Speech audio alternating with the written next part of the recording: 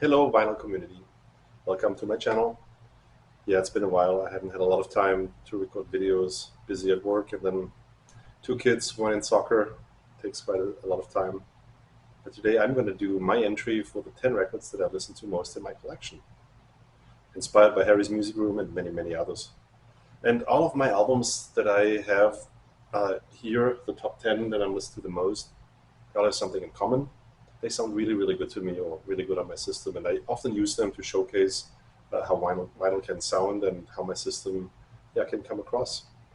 Without further ado, in no particular order, first album, ZZ Top, Tres Hombres. I've always been a ZZ Top fan, and I've seen him a few times here. Got to see him right in front of my doorsteps here in Puyallup, Washington. I put this on very, very often just when I want to listen to some good music. Or when I put on a bad record that sounds really awful and I want to make sure my system sounds good, that's one of the options I go to. Number 2 on my list, like most of you guys, Boston's first album. Yeah, it's an unbelievable sounding album. Everybody has this in their collection, I assume. It's from 1976. Has their smash hit, More Than a Feeling. If you don't have it, get it, pick it up for $10, $15. Really, really good album. Number 3, Metallica meets classic, S&M from 1999, I think. This is the first iteration of Metallica's S&M. Unbelievable sounding record. It's so cool when the orchestra sets in for the first 2 songs and then it goes in full thrash metal mode. My daughter loves this album. My son likes this album. My wife even likes this album. Get it while you can. Number 4. Alan Parsons Project. Who doesn't have this? I Am the Sky. The OG sounds phenomenal. I couldn't help it but buy the MoFi as well. I love this album. The sounds takes you to another place. Love it. I got this actually on as a special deal on the MoFi website, so glad to pick it up. Next one on my list, Iron Maiden, Peace of Mind. I've been an Iron Maiden fan for, I don't know, 40 years. I picked this up as my first cassette that I've ever purchased. It was in 1984, 1985, back in Germany. I know it came out in 1983.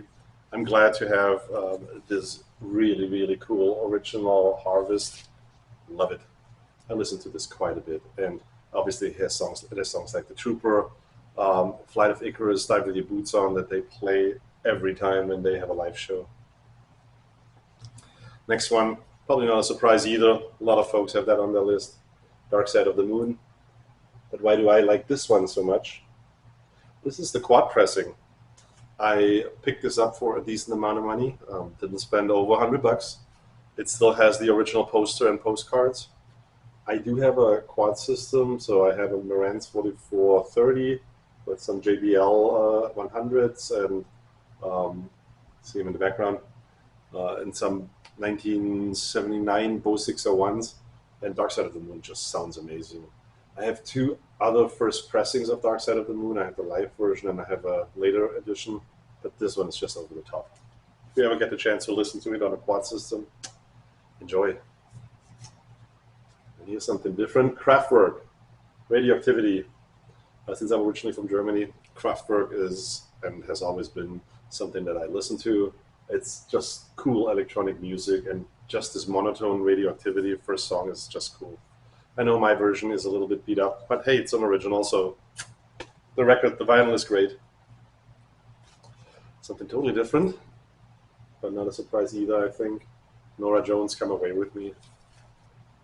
A lot of folks love this album. And my wife and I, when we listen to music, we put on some of her Ed Sheeran albums, some of my Iron Maiden albums, and we'll just put something else on, and then it's Norah Jones. It just sounds so good. There's not a bad pressing, I think, of this one. Led Zeppelin 2. I just recently picked this one up, this version. I was at a record store in Seattle. It was not really a record store, it was a record and obscure poster store, probably mostly obscure posters. They had records for $5 to $10. This was in really, really dirty shape. I had a bunch of scratches. I cleaned it 6-7 times. Guess what I'm saying? It's a Robert Ludwig. It's an RL in the dead wax. It's not the RLSS, but still it sounds phenomenal. After cleaning it so many times, it just sounds good. I cleaned the cover itself as well, and look, it's just in decent shape. And it has clicks and pops, but it's a really, really cool sounding record. And the last one on my list, Rolling Stones' Sticky Fingers.